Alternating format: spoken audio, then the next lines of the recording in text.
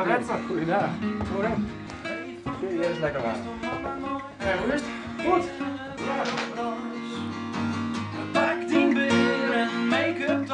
Lauwbier is een hark-zangjes duo.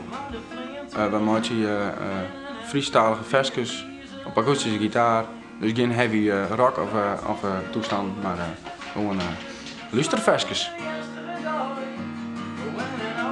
In het algemeen is het al het die de basis, die schrijft de meeste teksten. En dan komen we het hier en dan proberen we wat bij te verzinnen en vaak natuurlijk nog eens wat verloren.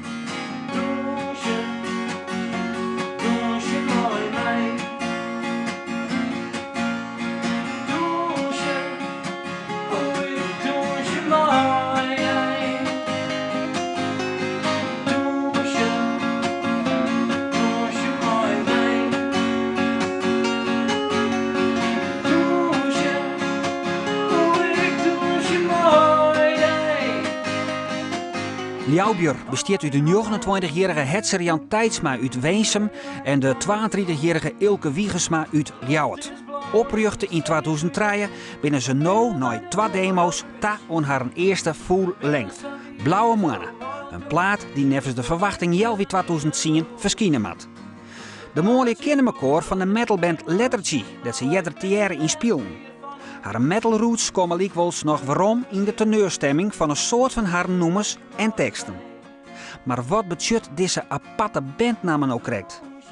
Ljouwbier dat komt uit de oude Noorse vertellingen.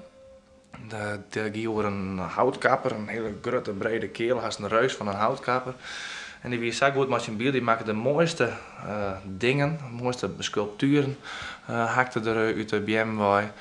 En als er dan zag het ontwerp is dat hij zwit op zijn sculptuur voelt, dan kwam het tot leven. En dat vonden we een beetje passie bij de muziek, hout en gitaar en probeerde de muziek wat tot leven te brengen. Op die manier is Ljouwbier ontstaan. Het is stil, het is weer zo vuur, het is een smarrige yesterday. Oh, en een auto, gaan wij net, het hier staat vast. Was zij wat bijzonders naar die mening?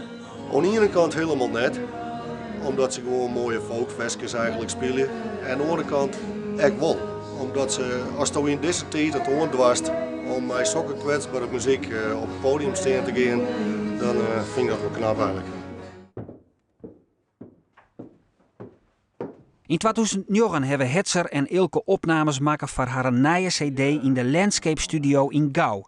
Die nieuwe plaat van je, wordt die nou qua opzet een beetje dezelfde sound als je meerdere werk? Of pak je hem het deze keer minder sober aan? Nee, we pakken het heel sober aan. Het wordt eigenlijk, er staat wel live ook binnen en ja, verder geen toevoegingen. Dus ja, dit keer meestal live eigenlijk, ik verwacht. Waarom kies je hem daarvoor? Dat vinden we mooi, omdat het gewoon puur en echt is. En we kennen wel een keer toevoegingen van, dat versterkt de versjes misschien hier en daar, die kan dat versterken. Maar live kunnen we het dan weer net weer maken. Verder ja, een soort afwisseling proberen we er toch in te houden. Ik had met 2 instrumenten. Dat giet dus aardig goed uit. In 2008 speelde Ljouwbier ook op het Liedfestival. Daar won het duo de Steven Sterkprijs voor de tekst van het nummer Schreeuw. Het wie een schreeuw van 'twa strijd en het griep naar de kiel en het goelde trennen, het zoute wetter, o zonder zee. De Steven Sterkprijs voor de beste tekst ging naar het gitaarduo Ljouwbier. Net de juryprijs en ik net de publieksprijs. Beetje jammer? Nee, maar wel de mooiste prijs. Ja, echt hè? Ja. Nou, sure. Haha. Daar hebben we. Daar hebben we hem. Dat wie hem. Wat maakt het Ljouwbier nou zo bijzonder? Ze maken goed gebruik van de rijkdom van de Friese taal. Ja, ze zijn origineel en wat het mooie eigenlijk is van deze prijs en dat Ljouwbier een kriegen had, dat ze nog heel tijd de versjes in het Fries zongen. En nou, op Oerol valt ik te lezen van wij in 2008 de Steven Sterk prijs won. Dus dat denk ik zeker wel effectief is. Hij kon het in de beurs. Hij had een mooi plakje kregen in die wenning. Ja, onder in de kast. Ja. Wat Wat voest ervan dat die Steven Sterkprijs... Ja, dit wil te gek, hè? Dat hier eigenlijk net tocht. En je door een mooi aan het Liedfestival. Ja, je hebt een leuk versje. En we vonden van jezelf inderdaad dat we een goede tekst hier. Ja, want Toos kroost in principe alle teksten, hè? Ja, haast wel ja.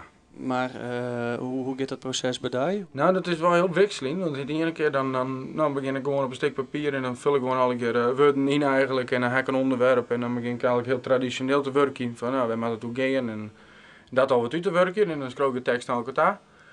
Van begin en het einde. En de andere keer dan heb ik een gitaar op schutten en dan begin ik gewoon te spelen. En dan komt er soms in één keer een tekst. Nou, eigenlijk heel wat boven dromen. Ljouwbjör speelt 12 maart in Britsum en 19 maart op het Freeze on Friday Festival in Ljouwert.